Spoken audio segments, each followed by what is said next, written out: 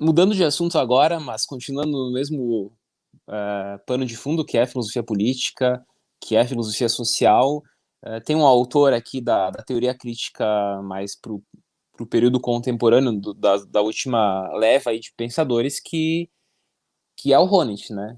E o Honneth, ele tá gerando, também o hegeliano, né? Parte aí do jovem Hegel, por exemplo, Mais na um. luta por reconhecimento, é mais um hegeliano. Daí a importância do Hegel, né? Para muitos pensadores contemporâneos.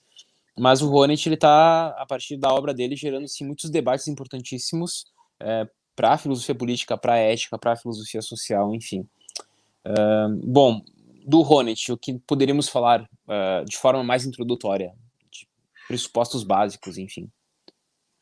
Bem, eu acho que você já indicou aí também a linha, né? A linha hegeliana, então estamos Sim. de novo dentro da filosofia hegeliana. Eu acho que aqui o Honneth se usa muito mais da filosofia do direito, né, para desenvolver a sua teoria do que propriamente das discussões lá no interior da fenomenologia do espírito, ainda que ele use em alguns momentos de novo a parábola do Senhor do Escravo, que é clássica aí das discussões sobre o reconhecimento. Mas a gente está tratando de mais um filósofo contemporâneo, aí também vinculado à escola de Frankfurt, ou à teoria crítica. A gente poderia dizer que talvez ele seja a terceira geração, né? Então a gente tem o Adorno, o Horkheimer, depois a gente teria o Habermas, e aí a gente pode falar depois do Axel Honneth. Que também tem levantado muitas discussões importantes. Talvez o conceito central aqui seja o reconhecimento, né? Ele escreve em 92, se eu não estou enganado, no mesmo ano que o Taylor escreve A Política do Reconhecimento, o Rony escreve o texto Luta por Reconhecimento.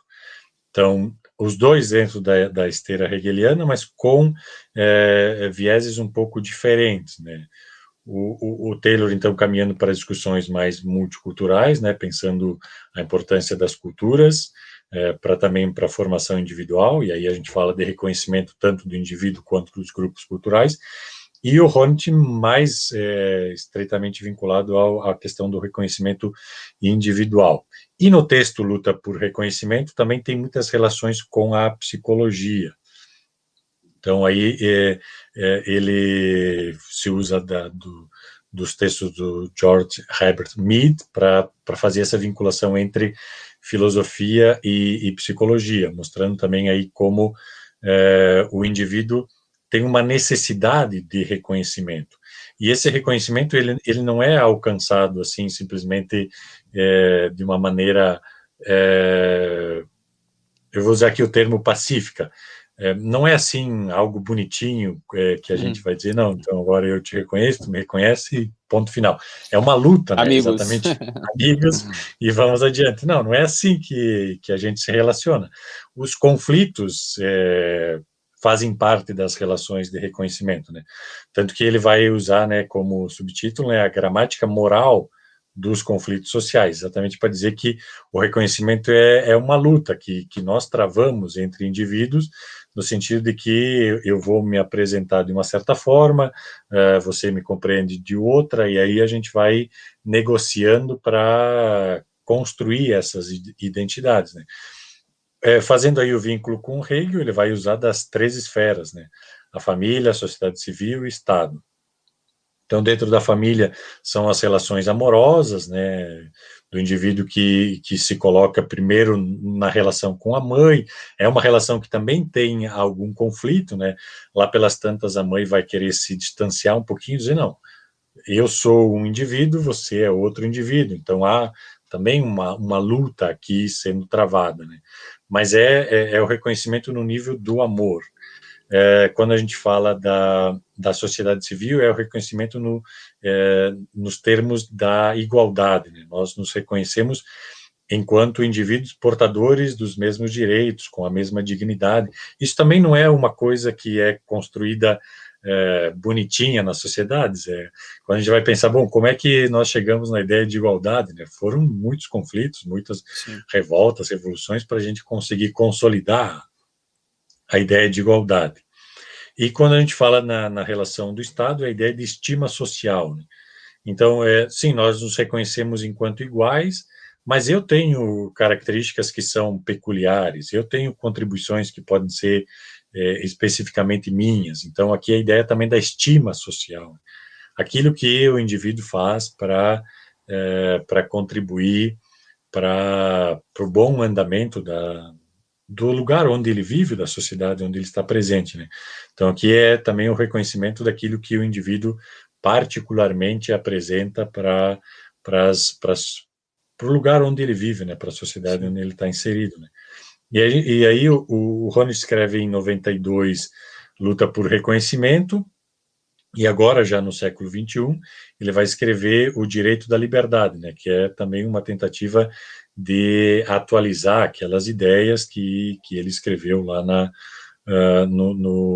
luta por reconhecimento. Eu poderia dizer que lá na luta por reconhecimento tem mais uma vinculação de elementos de filosofia e psicologia, e aqui no Direito da Liberdade tem mais uma análise propriamente institucional, de como isso vai se institucionalizar dentro das relações sociais, e aí entra muito fortemente o papel do direito.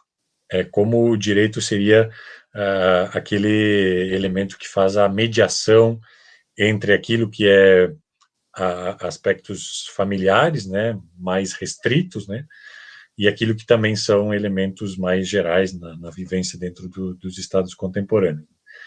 E tem vários outros textos que o Ron foi escrevendo aí no meio de tudo isso, mas tem sempre essa pegada da teoria crítica, que é fazer uma compreensão, uma análise daquilo que está acontecendo, né? A gente fala análise de conjuntura, né? O que está acontecendo no mundo, e a partir disso desenvolver algum tipo de filosofia que dê conta disso, né? Sim. Isso parece que é a pegada da teoria crítica, né? Fazer essa vinculação entre o aspecto teórico e o aspecto conjectural, né? Aquilo que nós estamos vivendo. Se sempre a gente consegue fazer isso, se o pessoal da teoria crítica faz isso bem, né?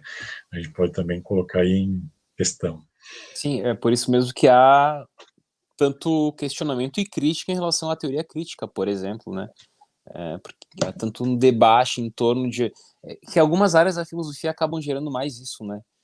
Tu não percebe muito isso, por exemplo, lá na metafísica ou na epistemologia, muito mais numa filosofia política vai gerar assim esse tipo de controvérsia de posições, alguns vão aceitando alguns filósofos que pensam dessa forma e não de outra, enfim. Mas faz parte do debate, né? A filosofia. Acho que um dos grandes motivos da filosofia estar aí e ser importantíssima ainda é justamente essa possibilidade de abertura para o debate que ela oferece, né? Enfim. Mas eu queria comentar, né? Tu cita a obra do Honneth, né, de 92, uma mais atual e tantas outras que ele produziu e textos, né, durante esse período.